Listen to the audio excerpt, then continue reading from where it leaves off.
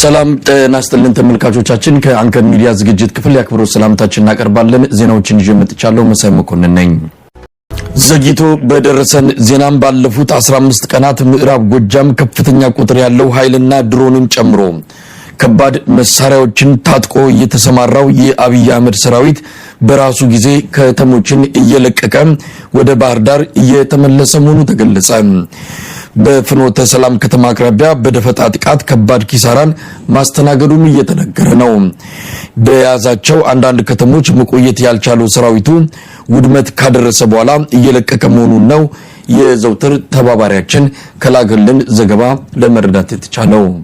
አንደኛው ፍኖተ ሰላም ከተማ ላይ በጣም በቅርብ ርቀት የምትገኝ ከተማ አለች። የገጠር ከተማ ገራይ ትባላለች። በጣም ምርታማ ቦታ ነች። እዛች ቦታ ላይ መንግስት ፋኖ መሽጎበታል ብሎ የጠበቀውን ኃይል አንድ ሻለቃ ጦር ይዞ ሄዶ ወደ 17 ሰው ሲመታበት ባጭር ለአንድ ሰዓት የቆየ ውጊያ ነው። 17 ሰው ሲመታበት ተመልሶ ሩጦ ወደ ፍኖተ ሰላም ከተማ መጥቷል። እቺ ከተማ በፍኖተ ሰላም ከተማ አስተዳደር ውስጥ ነው ያለችው እና ከዋናው አስፋልት ተገንጥላ 2 ወይም 3 ኪሎ ሜትር ላይ ነው ያለችው። በጣም ምርታማ አካባቢ ነች። እዛ አካባቢ የመንግስት ኃይል ጥቆማ ደረሰ በሚል ሳቤ አንድ ሻለቃ ጦር ይዞ ሄዶ ነበር።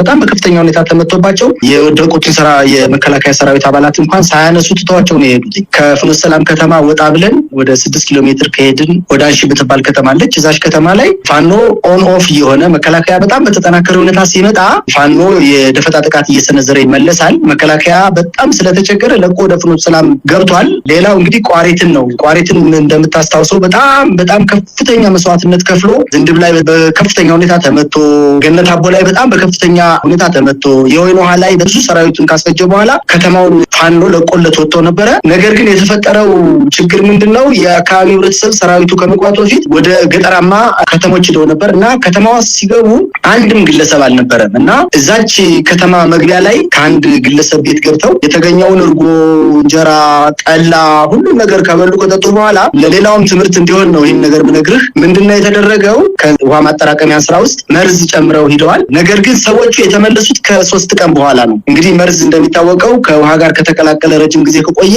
ይሸታል እና ሲከፍቱት በጣም ከፍተኛ ሽታ ስለመጣባቸው ተጠራጥረው ውሃውን ደፍተውታል። ምናልባት ከእንግዲህ በኋላ ፋኖ ለቆ በሚወጣባቸው ከተሞች ላይ እንዲህ አይነት ጉዳት ሊደርስ ስለሚችል ህብረተሰቡ ጥንቃቄ እንዲያደርግ ነው። ሌላው በቋሪት ከተማ እንግዲህ ከተሞች ላይ መከላከያ ሲቆጣጠር ምንም ህዝብ እያገኘ ስላልሆነ ዛሬ ጠዋት ከንጋቱ 12 ሰዓት ላይ ወደ 18 የሚሆን ኦራል መኪና በመጣበት መንገድ ሳይሆን በአዴት በኩል ወደ ባህር ዳር ጉዞ አድርጓል። ነገር ግን ወደ አንድ ሻለቃ ጦር ወደ ሰከላ ጥቃት ለማድረስ እንግዲህ ሰከላ እንደሚታወቀው እስካሁን ድረስ በፋኖ ቁጥጥር ስር ነው የሚገኘው። ይህችን ከተማ ለማጥቃት የተንቀሳቀሰ ኃይል ነበረ።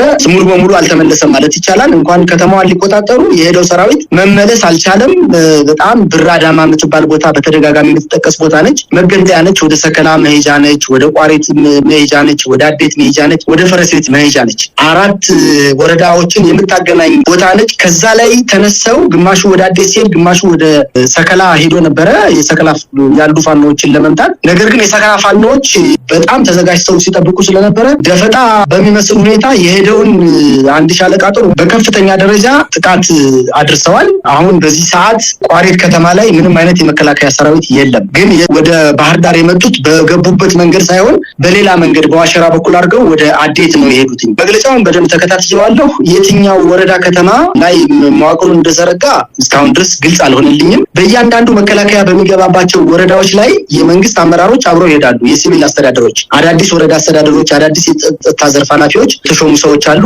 መከላከያ አጅቧቸው በሚይዙት ከተማ ውስጥ ይሄዳሉ። መከላከያ ደግሞ የነዛን ከተሞች ለቆ ሲወጣ አብረው ነው የሚወጡ ያሉት። ይህም በጣም በብዙ የአማራ ክልል ወረዳዎች ላይ ተመልክተናል። በተለይ በማዕከላዊ ጎንደር ደምቢያን፣ አለፋን፣ ጣቁሳን ሁለቱንም ደምቢያ፣ ምስራቅ ደምቢያንም ምዕራብ ደምቢያንም ብንመለከት እያንዳንዱ አዳዲስ መንግስት አመራር ለቆ ነው የተመለሰው። መከላከያ ሲወጣ አብሮ ነው የሚሄደው። ምዕራብ ጎጃምን ብንመለከት ቀድሞ ነገር የምዕራብ ጎጃም ከተሞች አብዛኛዎቹን ወረዳዎች ፋኖ ነው እንጂ መከላከያ አልተቆጣጠራቸውም። ለምሳሌ ቡሬ ከተማ ከአንዲት አምቦሃ ፋብሪካ ግቢ ውስጥ መውጣት በማይችልበት ሁኔታ ላይ ሌላውን በመቶ የከተማውን መሬት ፋኖ ተቆጣጥሮት ነው የሚገኘው። ሰከላን ብንመለከት ከቡሬ ብዙ ርቀት ያለው ወረዳ አይደለም። ሰከላ ረጅም ጊዜ በፋኖ ቁጥጥር ስር ሆኖ ሲቪል አስተዳደሮችን መስርተው ህዝቡን በአግባቡ እያስተዳደሩ ያሉበት ሁኔታ ነው ያለው። ወደ ላይኛው ስንመጣ እንግዲህ ቦታ ተቆጣጠርን የሚሉት ቋሪትና ደጋዳሞትን ነው።